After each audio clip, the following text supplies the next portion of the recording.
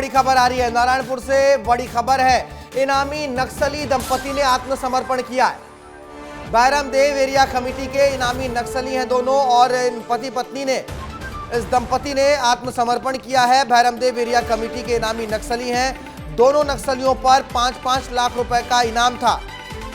अबूझमाड़ में कैंप लगाकर नक्सल विचारधारा से मुक्त कराने की कार्रवाई लगातार की जा रही है। आत्मसमर्पण के लिए प्रेरित किया जा रहा है और नक्सल पुनर्वास नीति का ये फायदा भी मिलते वो देखा जा रहा है कि अलग अलग इनामी नक्सली अब सामने आ रहे हैं, आत्मसमर्पण करके मुख्य धारा में जुड़ रहे हैं। इसी कड़ी में नारायणपुर से इस वक्त की बड़ी खबर आ रही है। एक इनामी नक्सली पति पत्नी ने आत्मसमर्पण किया है। बैरमदेव एरिया कमेटी के ये दोनों नक्सली रहे हैं, कई वारदातों में ये संलिप्त भी रहे हैं, लेकिन अब मुख्य धारा से जुड़ रहे हैं। बीएसएफ के अधिकारियों के सामने आकर इन दोनों ने आत्मसमर्पण किया है। लगातार अबूझमाड़ क्षेत्र में नक्सल विचारधारा छोड़कर नक्सली मुख्य धारा से भी जुड़ रहे हैं, और जो नहीं जुड़ रहे हैं, जो हथियार का इस्तेमाल कर रहे हैं, उनको हथियार से जवाब दिया जा रहा है। तामेश्वर सिन्हा मेरे साथ जुड़ गए इस खबर पर, सीधे उनका रुख कर रहे हैं हम तामेश्वर का। तामेश्वर, देखिए, पंचायत चुनाव का आखिरी चरण है छत्तीसगढ़ में, और उससे पहले ये बहुत बड़ी सफलता है सुरक्षा बलों के लिए, क्योंकि बंदूक से ही नहीं, अब आत्मसमर्पण भी कर रहे हैं नक्सली, और उस मोर्चे पर भी सफलता मिल रही है।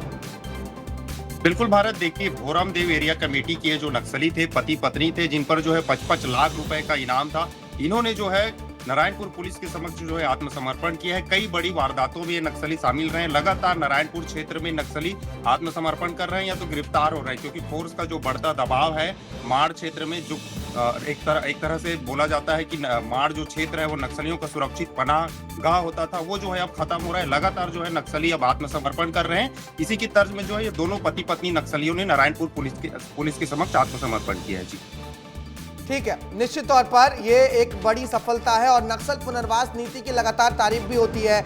आप बने रहेगा हमारे साथ, क्योंकि कुछ और खबरों पर आपके पास हम वापस लौट रहे हैं। तामेश्वर, देखिए, तो नारायणपुर में सफलता हाथ लगी है। भोरमदेव एरिया कमेटी के 2 इनामी नक्सलियों ने आत्मसमर्पण किया है, तो वहीं दूसरी तरफ सुकमा में भी जवानों को बड़ी सफलता हाथ लगी है। वहां सर्चिंग के दौरान सुरक्षा बलों ने एक नक्सली स्मारक को ध्वस्त किया। ये तस्वीर में जो आप देख रहे हैं, ये स्मारक है जो नक्सली एंटी नक्सल ऑपरेशंस में मारे जाते हैं, उनके स्मारक इस तरीके से अलग अलग गांवों में नक्सली जो है वो बना देते हैं, और इसके सहारे ही धमकाया जाता है, डराया जाता है, और फिर लोगों को प्रेरित किया जाता है कि वो नक्सल मोर्चे में शामिल हो जाए। लेकिन इन 2 तस्वीरों के जरिए समझ लीजिए कि किस तरीके से नक्सलवाद पर लगातार प्रहार किया जा रहा है। जब छत्तीसगढ़ पहुंचे हुए थे गृह मंत्री अमित शाह, उन्होंने नक्सल पुनर्वास नीति की तारीफ की थी। देखिए, 2 इनामी नक्सलियों ने आत्मसमर्पण किया है नारायणपुर में।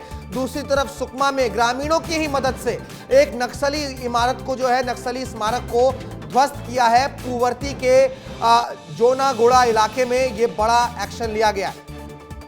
संजय ठाकुर मेरे साथ जुड़ गए। सुकमा में नक्सलियों के एक स्मारक को ध्वस्त किया गया है। संजय ठाकुर मेरे सहयोगी मेरे साथ जुड़ गए, इस खबर पर रुक कर लेते हैं उनका। संजय, नक्सल स्मारक को तो हम ध्वस्त करते हुए अक्सर देखते हैं, तस्वीरें आती है, लेकिन अच्छी चीज ये है कि पूवर्ती में ये चीजें हुई हैं, और वहां पर ग्रामीणों ने मदद किया है सुरक्षा बलों का। बिल्कुल, देखिए, कल ही पूवर्ती इलाके में, पूवर्ती के साथ साथ इस तरह के जो सेंसिटिव इलाके हैं, तीसरे चरण का पंचायती चुनाव का मतदान हुआ, जिसमें बढ़ चढ़कर लोगों ने हिस्सा भी लिया। ऐसा पहली बार है जब पूवर्ती ऐसे इलाकों में ग्रामीणों ने अपने ही गांव में मतदान किया हो। और आज तस्वीर आती है कि जोनागुड़ा इलाके में एक नक्सली स्मारक को ग्रामीण और फोर्स के द्वारा ध्वस्त किया जाता है। देखिए, जोनागुड़ा भारत वही इलाका है जहां आपको याद होगा साल 2021 में नक्सलियों ने फोर्स पे बड़ा हमला किया था। हमारे 21 जवान शहीद हुए थे, एक जवान को नक्सलियों ने किडनैप कर लिया था। इसी इलाके में, क्योंकि नक्सलियों के आधिपत्य का ये सूचक था, ये उनकी निशानी थी उनके आधिपत्य की, ये स्मारक बताते थे कि इलाका नक्सलियों के कब्जे का इलाका है। तो इस तरह के स्मारकों को तोड़कर, ध्वस्त कर, फोर्स एक संदेश देना चाहती है कि अब ये इलाका वापस फोर्स के पास आ चुका है। एक और चीज है संजय, तस्वीरें तो हम देख रहे हैं, लेकिन एक तस्वीर मुझे और स्मरण में आ रही है कि पूवर्ती पहुंचे हुए थे जो छत्तीसगढ़ के गृह मंत्री विजय शर्मा, वो पूवर्ती पहुंचे थे और वहां पर चौपाल लगाई थी, जमीन पर बैठकर उन्होंने लोगों से बातचीत की थी। पूवर्ती में दहशत भी कम हुई है, क्योंकि ग्रामीण भी अब एक्टिवली पार्टिसिपेट कर रहे हैं एंटी नक्सल ऑपरेशंस में, बातचीत कर रहे हैं, जवानों से मदद कर रहे हैं उनकी। बिल्कुल, देखिए पुअर्ती को अगर हम पिछले कुछ सालों की बात करें तो नक्सलवाद के एक बहुत बड़े स्तंभ के तौर पे, एक निशान के तौर पे हमें उस गांव को हम उपयोग करते थे उसके नाम का, क्योंकि इस गांव से ही बटालियन नंबर 1 का कमांडर, देश का सबसे खूंखार नक्सली हिड़मा निकला हुआ था। यही वजह है कि पुअर्ती इलाके को हम नक्सलियों की राजधानी भी कहते थे। जब यहाँ पिछले साल कैंप खुला तो हमने ये पाया कि नक्सलियों के सबसे मजबूत गढ़ में नक्सलियों को सबसे बड़ी चोट पहुंची है। उस इलाके में जब वोटिंग होती है, उस इलाके में जब खुद राज्य के गृह मंत्री पहुंचते हैं, और आपको याद होगा भारत केंद्रीय गृह मंत्री अमित शाह गुंडम पहुंचे थे। गुंडम भी पुअर्ती से लगा हुआ इलाका है, उससे भी अंदर का एक कैंप है जहां केंद्रीय गृह मंत्री अमित शाह पहुंचे थे।